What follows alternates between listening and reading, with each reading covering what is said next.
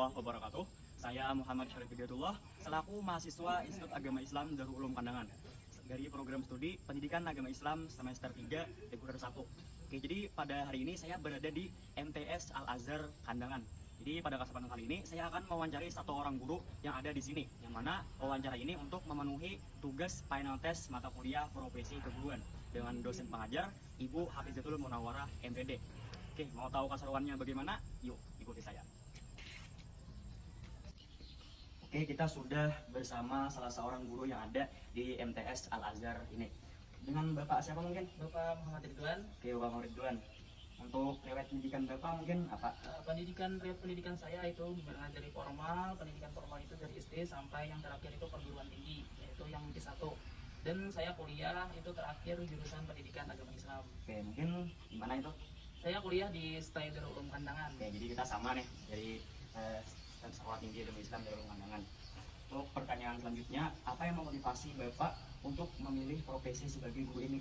Motivasi saya sebagai guru atau untuk menjadi guru ini adalah ikut berperan aktif atau berperan dalam bentuk nyata untuk mencerdaskan kehidupan bangsa dan negara kita, khususnya untuk anak-anak, dan sekaligus untuk mendidik karakter mereka untuk menjadi karakter yang berakhlak karimah serta yang berlandaskan nilai-nilai Islami. Oke, untuk selanjutnya, nilai atau prinsip apa yang Bapak pegang dalam menjalani profesi sebagai guru ini? Saya memegang prinsip keikhlasan, amanah, serta tanggung jawab, karena saya meyakini bahwa seorang guru itu bukan hanya mengajar, tetapi juga mendidik seorang murid.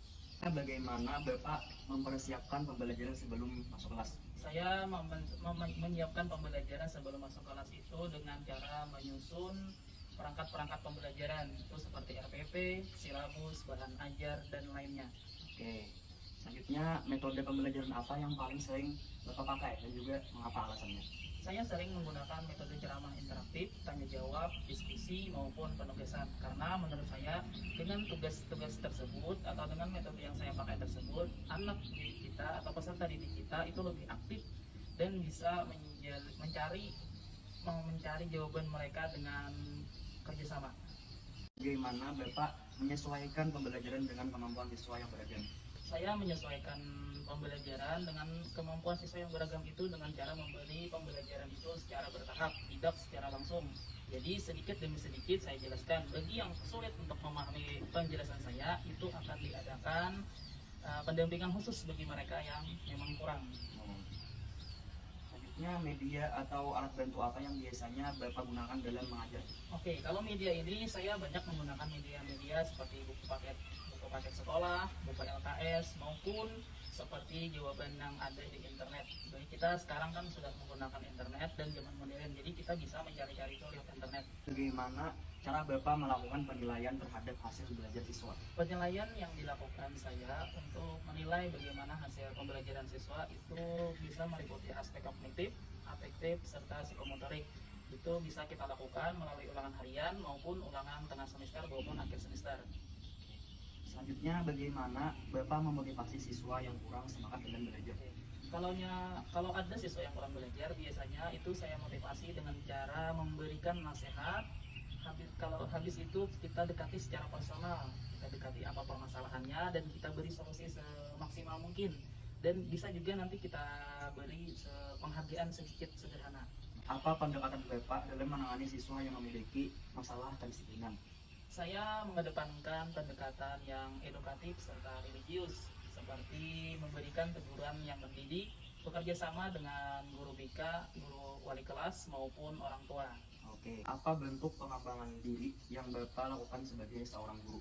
Pengembangan diri yang saya lakukan sebagai seorang guru itu adalah mengikuti seminar-seminar yang diselenggarakan oleh Kementerian Agama maupun yang lain yang berkaitan dengan kemampuan pedagogik maupun profesional seorang guru.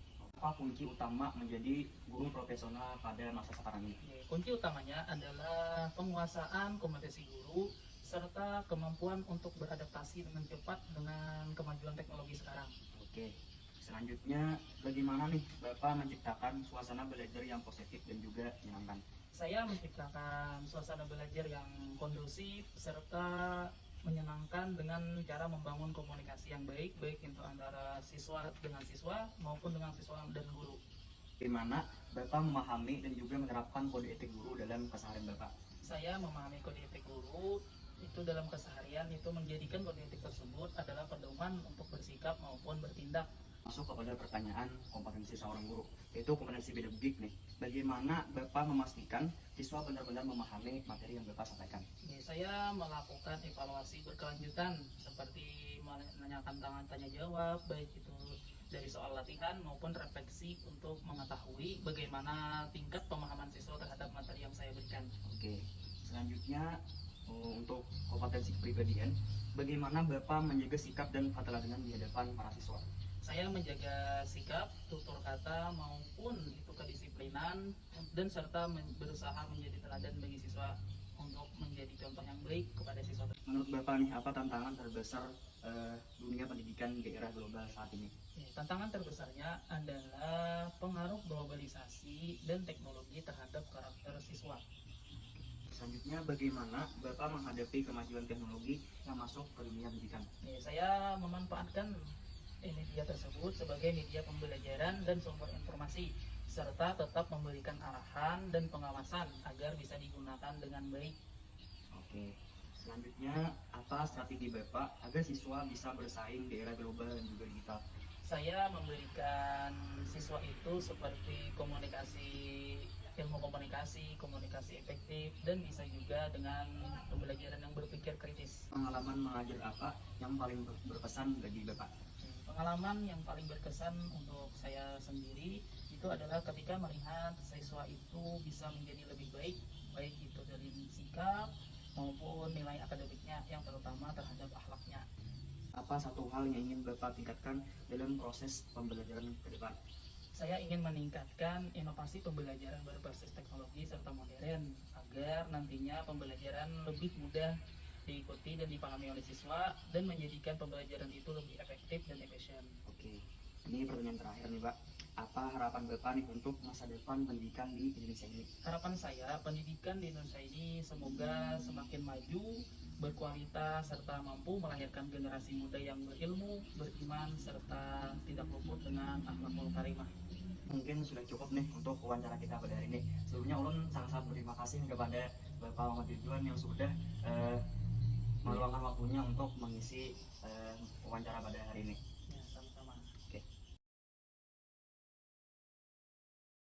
Oke, tadi kita telah mendengarkan penjelasan tentang jawaban-jawaban yang telah saya tanyakan kepada Bapak Muhammad Ridwan tadi, yang mana dapat kita simpulkan bahwasanya beliau ini menjalani perannya sebagai guru dengan penuh tanggung jawab dan juga keikhlasan, yang mana bagi beliau mengajar itu bukan hanya tentang menyampaikan materi, tapi juga membimbing agar siswa itu bisa berubah sifatnya menjadi lebih baik. Yang mana juga dalam pembelajaran beliau ini selalu menyiapkan bahan ajar dengan baik dan juga menggunakan cara atau metode yang bervariasi dengan menyesuaikan karakteristik siswa yang berbeda-beda. Dan juga beliau ini menekankan pentingnya memberi contoh yang baik agar siswa ini bisa meniru sifat beliau tadi. Nah, dan juga beliau selalu memegang kode etik. Nah, dan juga di tengah perkembangan teknologi ini beliau memanfaatkan teknologi ini untuk sebagai alat bantu dalam mengajar beliau. Yang mana secara keseluruhan wawancara ini bertujuan bahwasanya pendidik yang baik itu bukan hanya pintar dari segi mengajar, tapi juga mampu mendidik siswa dan juga memberikan teladan yang baik.